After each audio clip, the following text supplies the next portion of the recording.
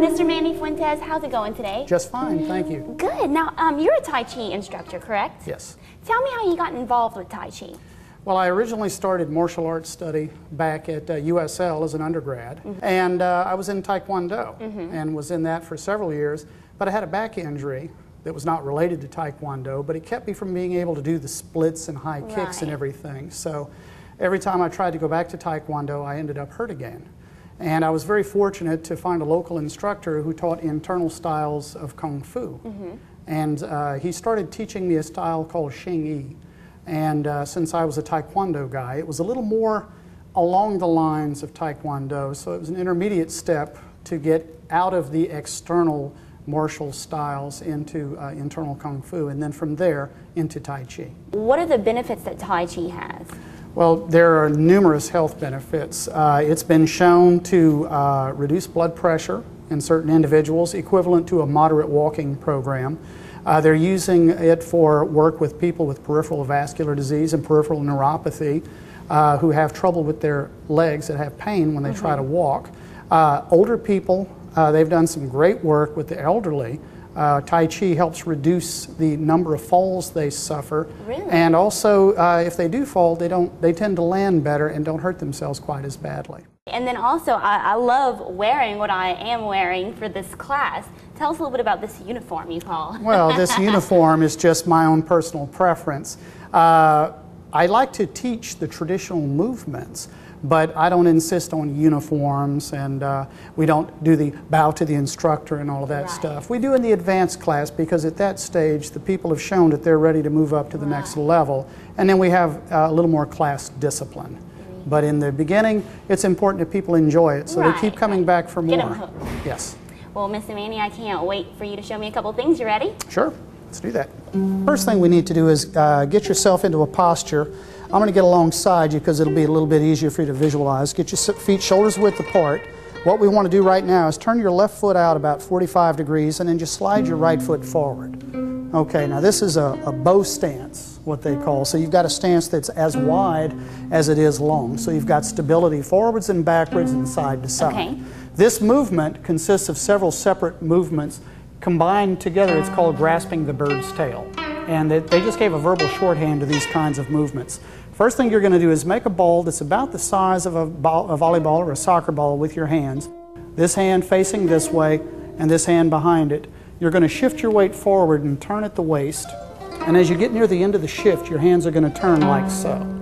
Then we're going to shift back, and our hands are going. This left hand is going to turn over, and the right hand comes back and meets it. Then we're going to shift forward again. And then at the end of the shift, the left hand goes on top of the right forearm. Then we sit back, the hands separate, and then we shift forward. And then we'll just reset that posture, and I'll tell you the names of the movements as we go through this time.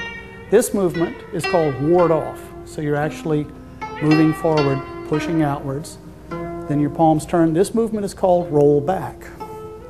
Then the left hand turns over, right palm comes up. Shifting forward, this is press. And the left hand on top of the right forearm. We separate as we sit back, and then push. And then done with the breathing, as we reset, when you shift forward, you exhale. Then we inhale. Palms meet. Exhale on the press. Inhale as we sit back, and then exhale on the push. And this embodies the yin-yang principle, because you go from a yang, aggressive movement, into a yielding movement, into aggressive, into yielding, into aggressive. There's one that's also called wave hands like clouds, and this is done traveling in the form. We'll again start like so, but what we're going to do is take this hand here, and you're going to shift your weight, and this hand is going to come underneath. Then you're going to close your left foot into your right. Then you're going to reverse the position of your hands, turning back across. Then you're going to step out to the right again, and then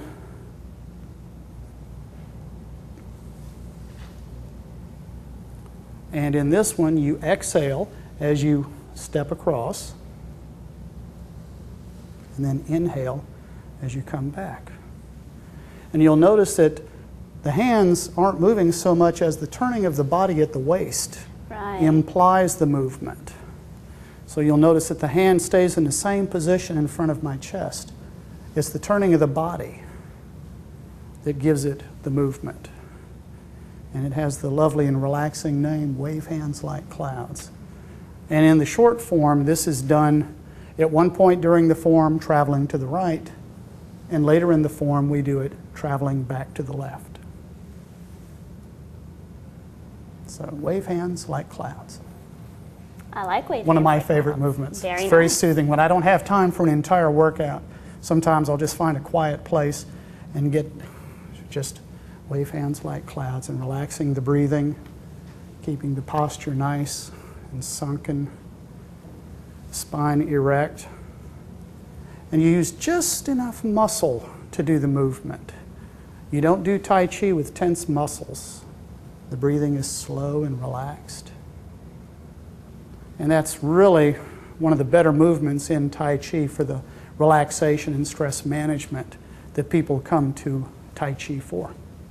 Now there's many different types of reasons Tai Chi is done, right? There's the health benefits. Yes. Meditation. Meditation. What do you do Tai Chi mainly for? It depends on what the student is looking for. Some people purely want the health or the stress management and relaxation benefits. Some of the advanced students are interested in the martial applications. And I don't really emphasize that in the beginner classes because people need to taste Tai Chi and get the basics down before they then move into the more advanced levels. More Tai Chi with Manny when we return.